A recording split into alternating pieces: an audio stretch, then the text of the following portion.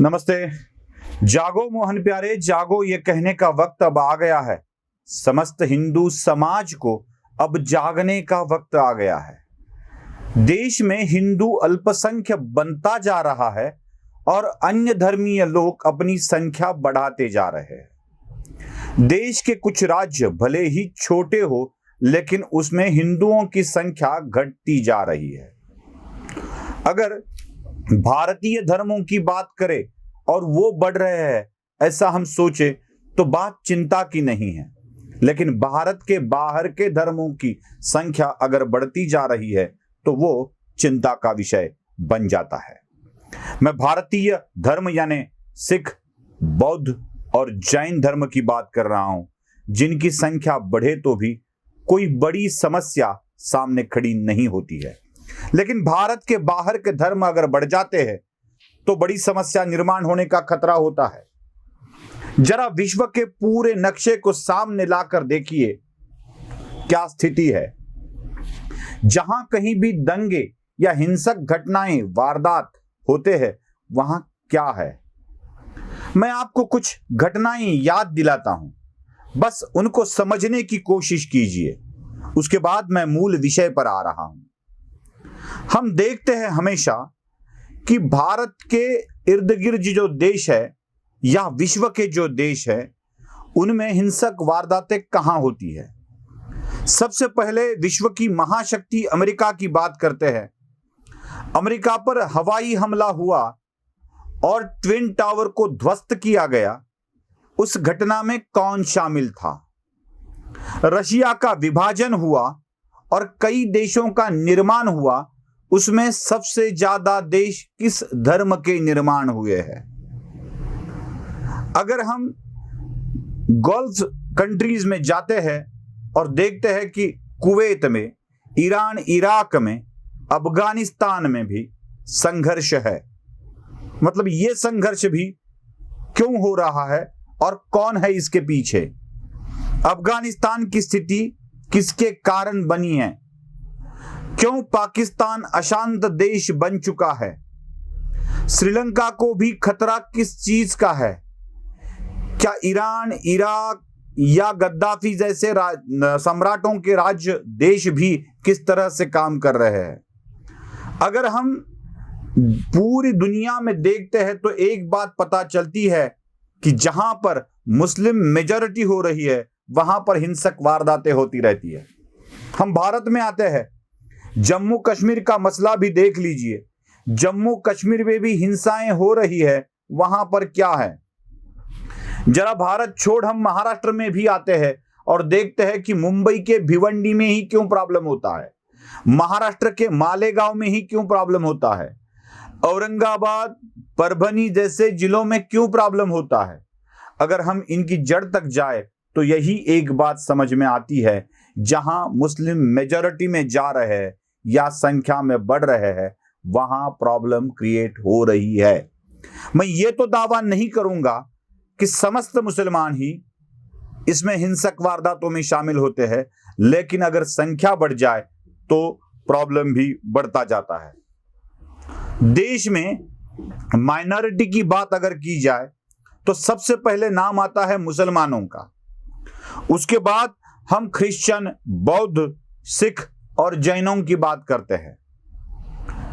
ये 5 धर्म ही माइनॉरिटी मतलब अल्पसंख्यक के धर्म में समाविष्ट हुए हैं। वैसे तो जैन धर्म इस देश में अल्पसंख्यक है ही, और पंजाब या महाराष्ट्र के कुछ, दिल्ली, पंजाब और महाराष्ट्र के कुछ भाग छोड़कर सिखों की संख्या भी ज्यादा नहीं पाई जाती है। क्रिश्चियन, मुसलमान, सिख, जैन और बौद्ध धर्मियों को अल्पसंख्यक दर्जा दिया गया है और इसी के कारण इनको बड़ी सहूलतें भी मिलती है। कई शिक्षा संस्थान इनको खोलने की इजाजत है। जो सरकारी नियमों के अधीनस्थ नहीं रहेंगे, उनके अलग से अपने नियम होंगे। इसी के कारण कहां-कहां, कौन-कौन से लोगों को नौकरी पे लेना है, क्या वेतन देना है, इनको आरक्षण तक लागू नहीं होता है। इन शिक्षा संस्थाओं में एडमिशंस कैसे हो, इन सारे नियमों को यही संस्थाएं जो अल्पसंख्यक का दर्जा लेकर चलती है वही तय करती है। क्या यह सिर्फ 5 ही धर्म देश में अल्पसंख्यक है? सच में देखा जाए तो देश में और भी कई ऐसे धर्म हैं जो बहुत ही अल्पसंख्यक है, माइक्रो माइनॉरिटी है, लेकिन उन्हें ऐसा कोई भी सहूलियत दी नहीं जाती है या उन्हें माइनॉरिटी होने का दर्जा भी नहीं दिया जाता है। कौन है? देश में जू धर्मियों की संख्या कुछ हजार में होंगी पूरे देश में, लेकिन जू लोगों को कोई सहूलियत नहीं मिलती है। पारसियों की संख्या बहुत ही कम है, लेकिन पारसियों को ऐसी कोई सहूलियत नहीं मिलती है। बहाइयों की संख्या इस देश में कम है, लेकिन बहाइयों की संख्या कम है ये मानने के लिए ही हमारा देश तैयार नहीं है। हिंदुओं को बार बार बताया जाता है कि आप देश में बहुसंख्य हो, आपको ही एडजस्ट करना होगा, लेकिन अश्विनी कुमार उपाध्याय के कारण जो सच सामने आया है वो भी बड़ा लक्षणीय है। मैं आपको बता दूं कि कौन से राज्य में हिंदुओं की संख्या कितनी है। जरा ग्राफिक्स के जरिए आप देख लीजिए। लद्दाख जो इंडियन टेरिटरी है उसमें हिंदुओं की संख्या सिर्फ 1% है, वहां बौद्धों की संख्या ज्यादा है। जम्मू स्टेट में 4% हिंदू है, यहां पे मुसलमानों की संख्या ज्यादा है। नागालैंड जैसे राज्य में 9% हिंदू है, जहां 90% के आसपास क्रिश्चियन संख्या है।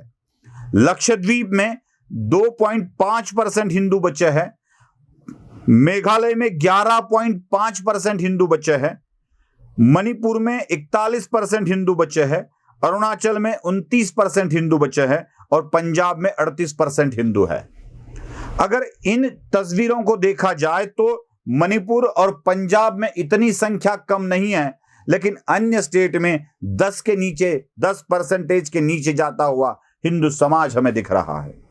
अगर हम यूं ही देख ले तो 8-9 राज्यों में हिंदुओं की संख्या अब खत्म होने की कगार पर आ गई है और वहां हिंदुओं को अल्पसंख्यक का दर्जा नहीं दिया जाता है। जो सहूलियत आप क्रिश्चियन, बौद्ध, मुसलमान, जैन इनको देते हो, वो सहूलियत आप इन 8-9 राज्यों में हिंदुओं को नहीं देते हो। अगर आप अल्पसंख्यक को ही आगे लाने की बात करते हो तो इन राज्यों में हिंदुओं को भी अल्पसंख्यक का दर्जा दिया जा सकता है और उन्हें यह सहूलियत दी जा सकती है, लेकिन होता नहीं है। चलो इन राज्यों में स्थिति अन्य धर्मियों की क्या है यह भी जरा ग्राफिक्स के नजर से देख ले। मिजोरम अगर राज्य देखा जाए तो वहां पे 95% पॉपुलेशन क्रिश्चियन है। लक्षद्वीप यूनियन टेरिटरी की अगर बात करें तो 97% लक्षद्वीप में मुस्लिम है। जम्मू की अगर बात करें तो 95% वहां पे मुसलमान हैं। नागालैंड की अगर बात करें तो 90% क्रिश्चियन है। पंजाब की अगर बात करें तो 60% सिख है।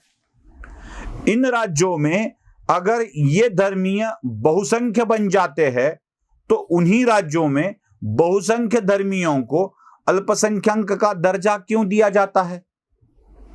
यह भी सोचने लायक बात है। जो सहूलियत आप पूरे भारतवर्ष में अल्पसंख्यकों को दे रहे हैं, वो जिस स्टेट में, जिस राज्य में बहुसंख्य बन बैठे हैं, उनके लिए आप क्यों वो सहूलियतें कायम रखते हो? क्यों वही उनको फायदे दिए जाते रहे जो देश में दिए जाते हैं?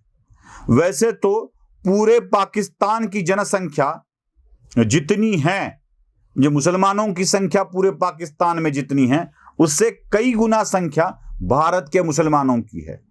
15 से 16%, कहीं उससे भी आगे शायद यह संख्या जाती होगी, भारत में मुसलमानों की संख्या है। अगर इसी नजरिए से देखा जाए तो 140 करोड़ की जनसंख्या वाले देश में कम से कम 21 से 22 करोड़ मुसलमानों की संख्या हो सकती है। 15% ही पकड़ ले तो, अगर ज्यादा हो तो ज्यादा हो सकता है। इतनी तो पाकिस्तान जैसे देश की जनसंख्या भी नहीं है। मतलब सबसे ज्यादा जनसंख्या भारत में है और फिर भी उन्हें अल्पसंख्यकों का दर्जा दिया जाता है। यह ऐसा क्यों हो रहा है? यही सवाल अश्विनी कुमार उपाध्याय पूछ रहे हैं। सवाल उनका कोर्ट से है। कोर्ट के पास केंद्र सरकार भी कुछ बोलेगी, लेकिन उससे पहले मेरा सवाल लोगों से है कि अगर हिंदू अल्पसंख्याक होता जा रहा है तो इसके लिए कोई ठोस कदम उठाने की जरूरत अब आ गई है। धीरे धीरे 8-9 राज्यों से यही प्रमाण अगर अन्य राज्यों में बढ़ता गया तो हिंदू भारत में खतरे में आ सकते हैं। ये ध्यान में रखना जरूरी है। नमस्ते।